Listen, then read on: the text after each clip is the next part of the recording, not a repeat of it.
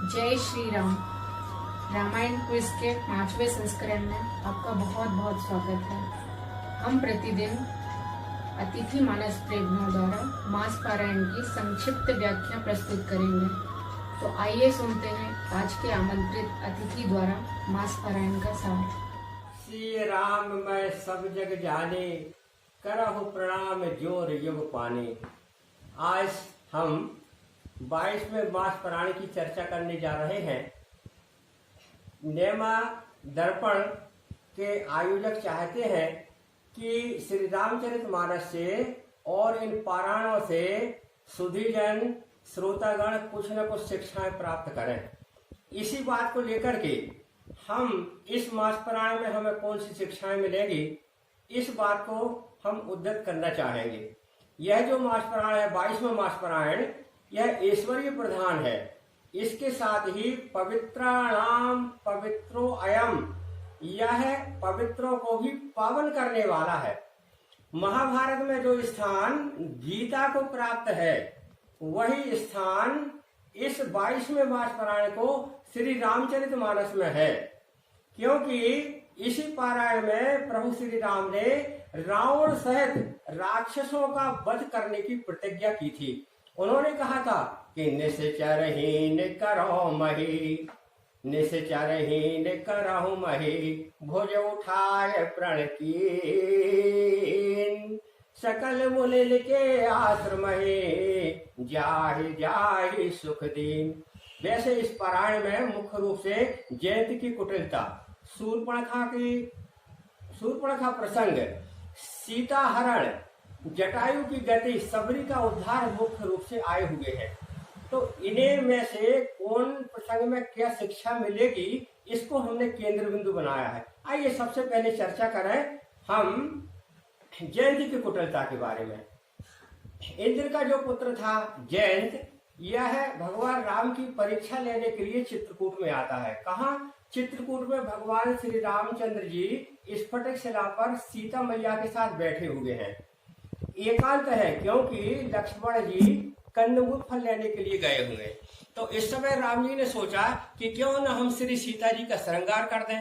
तो उन्होंने अपने हाथों से फूल चुने और उन फूलों से शीश में लगाने वाला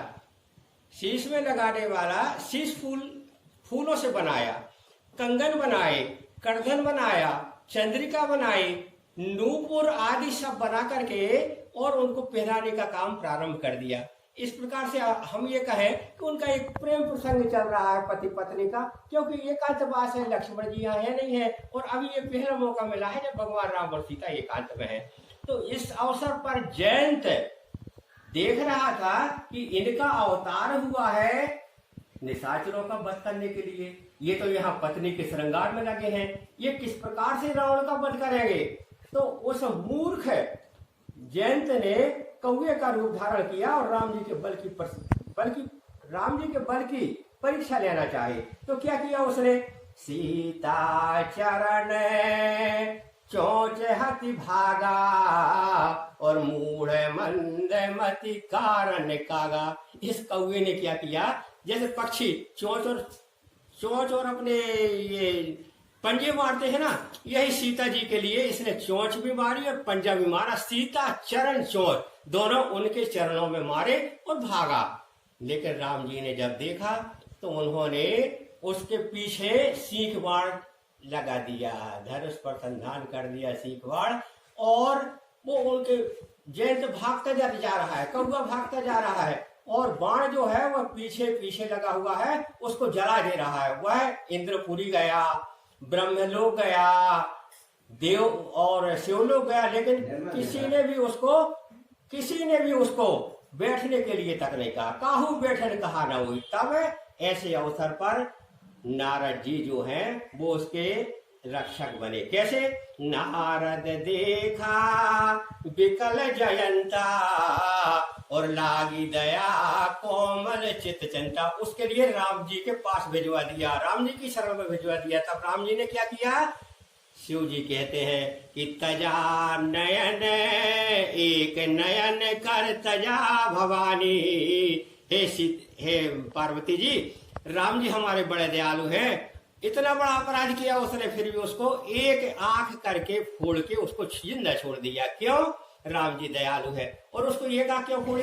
क्योंकि उसे दृष्टि दोष हो गया था ना, दृष्टि दोष के कारण उसको ये एक नयन की सजा मिली कि एक नयन उसका फोड़ दिया।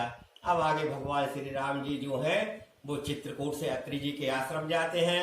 अनसुईया जी वहां सीता जी को पातिव्रत्य धर्म की शिक्षा देते हैं। आगे विराट वध होता है। अगस्त ऋषि के आश्रम में पहुंचते हैं भगवान। वहां अगस्त जी से राक्षसों को मारने का मंत्र प्राप्त करते हैं। आइए अब चलते हैं हम पंचवटी। वहां प्रसंग आता है कि शूर्पणखा रावण की बहनी और दुष्ट हृदय दारुण दुखेनी। ये शूर्पणखा जो है ना, राम जी और लक्ष्मण जी के सामने सुंदरी का भेष धारण करके आई थी। हम जानते हैं सुंदरी यदि आ जाए किसी के भी सामने तो ऐसा कौन होगा जो सुंदरी को नहीं देखना चाहेगा? सभी देखना चाहते सुंदरी को। लेकिन हम आपको रघुवंश की मर्यादा का बात बता रहे हैं, हम आपको यहाँ शिक्षा की बात बता रहे हैं कि राम जी ने और लक्ष्मण जी ने उस सुंदरी की ओर देखा भी नहीं। कुछ वाटिका में स्वयं राम जी लक्ष्मण जी से कहते हैं कि मोहि अतिशय प्रतीत मद केरी और जेहि सपने हो पर नारी नहरी। ये हमारे रघुवंशियों की बात लक्ष्मण जी, हम पर नारी की तरफ निहारते भी नहीं है, तो यहाँ कैसे निहारते? भले वो सुंदरी थी। तो फिर राम जी ने उससे बात की, लक्ष्मण जी ने बात की कैसे? राम जी ने सीता ही सीता जी की ओर देख करके सीता ही कहे मृदु बाता। और लक्ष्मण जी ने गई लक्ष्मण रिपु भगनी जाने और प्रभु बिलोक बोले मृदुवाने। लक्ष्मण जी जो हैं वो राम जी की तरफ देखते हैं और राम जी लक्ष्मण जी की तरफ देखते हैं, तब बात करते हैं। आपको पता है, आपको मालूम है, सभी सुधीजन जानते हैं कि हमारी मैया सीता जी भी जब वहां अशोक वाटिका में थी तब तरणधारी ओट कहते बेदेही, उनने भी इसका पालन किया था, रावण की तरफ नहीं देखा था, तरण की तरफ देख के रावण से बात की थी। तो बंधुओं, हमको इससे शिक्षा यही लेना है कि जो राम लक्ष्मण हमको सिखला रहे हैं। अब हमें मेरे मन में एक छोटी सी बात आती है कि जैसे जयंत भगवान की शरण में आ गया था तो ये कहा करके छोड़ दिया। यदि ये शूर्पणखा भी उनकी शरण में आ जाते कि हे राम मैंने गलती की है, कौन सी गलती की? मैंने विकराल रूप धारण कर लिया, सीता जी को खाना चाहती, तो क्या राम उसे माफ करते थे?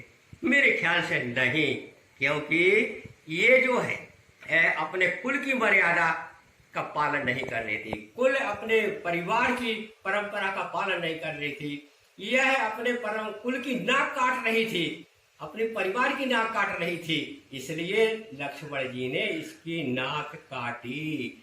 जैसे जयंत को दृष्टि दोष था तो आंख फोड़ी, लक्ष्मण जी ने राम जी की निर्देशानुसार ये परिवार को कलंकित कर रही थी, इसलिए इस नकटी को नकटी बनाया। उसके बाद सीता हरण होता है।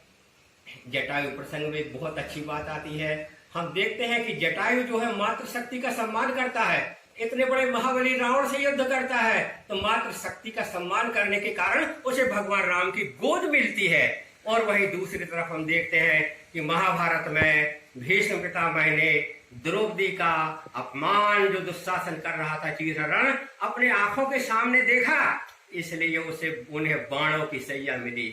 तो हमें मातृशक्ति का सम्मान करना चाहिए। जटायु ने मातृशक्ति का सम्मान किया था।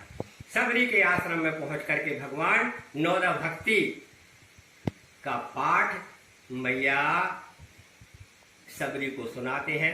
इसे आप अभी कुछ दिन पहले ही नौदा भक्ति के माध्यम से जो वीडियो में सबने देखा है कि किस प्रकार से राम जी ने नौदा भक्ति मैया सबरी को सुनाई थी।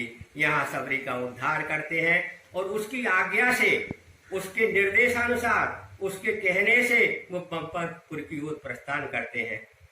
बंधुओं, इस मास पुराण में एक बहुत अच्छी बात आई है, यदि हम भगवान राम की भक्ति चाहते हैं तो इसके जो फलश्रुति में बताया है तुलसी बाबा ने, बहुत अच्छी बात बताई है तुलसी बाबा ने फलश्रुति में कि हमको राम भक्ति कैसे मिलेगी। तो तो कहा गया है राम नारी जसु पावन, राम नारी जसु पावन, गावहि सुनहि जे लोग, और राम भगति दृढ़ पावहि, बिनु विराग जप जोग, सियावर रामचंद्र जी की जय।